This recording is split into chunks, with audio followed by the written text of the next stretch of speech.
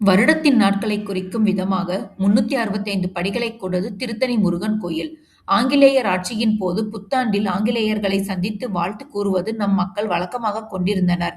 இந்த பழக்கத்திலிருந்து மக்களை ஆன்மீக வழியில் திருப்ப முருக பக்தரான வள்ளிமலை சுவாமிகளுக்கு 1917 புத்தாண்டு தினத்தின் போது துரைகளுக்கெல்லாம் துரையான முருகப்பெருமானை வழிபடலாம் என்ற எண்ணம் தோன்றியது. அதன் விளைவாக ஆங்கில புத்தாண்டின் போது முருகப்பெருமான் அருளும் திருத்தணி மலைக்கோயிலுக்கு படிபூஜை செய்து வழிபடும் வழக்கத்தை கொண்டு வந்தார். புத்தாண்டுக்கு முதல் நாள் இரவில் ஒவ்வொரு படிக்கும் மஞ்சள் குங்குமம் வைத்து கற்பூரம் ஏற்றி பூஜித்து ஒரு திருப்புகழ் பாடப்படுகிறது. அனைத்து படிகளுக்கும் பூஜை செய்த பின்பு நள்ளிரவு 12 மணிக்கு முருகனுக்கு விசேஷ பூஜை நடைபெறுகிறது. ஆங்கில புத்தாண்டு தினத்தில் முருகப்பெருமானை வேண்டி கோயிலில் அமைந்திருக்கும் 365 படிகளும் பூஜை செய்து ஒவ்வொரு படியிலும் திருப்புகழை பாராயணம் செய்து வழிபடுவார்கள். இந்த திருவிழாவில்தான் முருகப்பெருமானுக்கு தணிகைத்துறை என்ற பெயரும் உருவானது. இக்கோயிலில் யானை வாகனத்துடன் முருகப்பெருமான் காட்சி தருகிறார். இந்த யானை வெளியே பார்த்தபடி இருப்பது மாறுபட்டது. முருகப்பெருமான் தெய்வ யானையை மணந்தபோது இந்திரன் ஐராவதம் என்னும் தேவலோக யானையை பரிசாக கொடுத்தார். இதனால் தேவலோகத்தின் வளம் குறைந்தது. இதனால் முருகன் யானையின் பார்வையை தேவலோகம் நோக்கி திருப்பும்படி கூற யானையும் தேவலோகம் இருக்கும் கிழக்கு திசை நோக்கி காட்சி தருகிறது.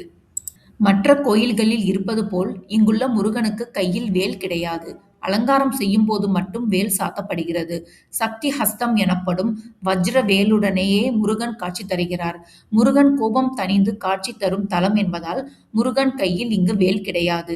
முருகப்பெருமான் சூரனை வதம் செய்த பிறகு சினம் தணிந்து வள்ளி தேவயானையுடன் சாந்த சொரூபமாக வந்து அமர்ந்த இடம்தான் திருத்தணி. சினம் தணிந்த இடம் என்பதால் திருத்தணிகை என இத்தலம் அழைக்கப்படுகிறது. இங்குள்ள உற்சவ சன்னதி 1,00,000 ருத்ராட்சங்களால் ஆன ருத்ராட்ச மண்டபமாக உள்ளது. இந்திரன் காணிக்கையாக கொடுத்த சந்தனக்கல்லில் அரைக்கப்படும் சந்தனமே முருகனுக்கு இங்கு சாத்தப்படும். இதில் சிறிதளவு நீரில் கரைத்து குடித்தால் உடல் நோய்கள் தீரும். அனைத்து கோயில்களிலும் விநாயகரை வழிபட்ட பிறகுதான் மற்ற தெய்வங்களை வழிபடுவது வழக்கம். ஆனால் இந்த தலத்து ஆபத் சகாய விநாயகரை கடைசியாக வணங்குவது வழக்கத்தில் உள்ளது. கருவறைக்கு பின்புறம் உள்ள சுவரில் குழந்தை வடிவில் ஆதி பாலசுப்பிரமணியர் காட்சி தருகிறார். கைகளில் அட்சர மாலையுடன் இருக்கும் இந்த முருகன்தான் வள்ளி திருமணத்திற்கு முன்பு இத்தலத்தில் எழுந்தருளி இருந்தார் என சொல்லப்படுகிறது. இவருக்கு மார்கழி திருவாதிரையில் வெந்நீரால் அபிஷேகம் நடைபெறுகிறது. குளிர்காலம் என்பதால் குழந்தை முருகன் மீதான அன்பினால் இந்த வெந்நீர் அபிஷேகம் நடத்தப்படுகிறது. திருத்தணி முருகனை வணங்கினால் எப்படிப்பட்ட குழப்பங்களும் கோபமும் விலகிவிடும் என்பது நம்பிக்கை. சேனலை லைக் பண்ணுங்க, ஷேர் பண்ணுங்க, சப்ஸ்கிரைப் பண்ணுங்க.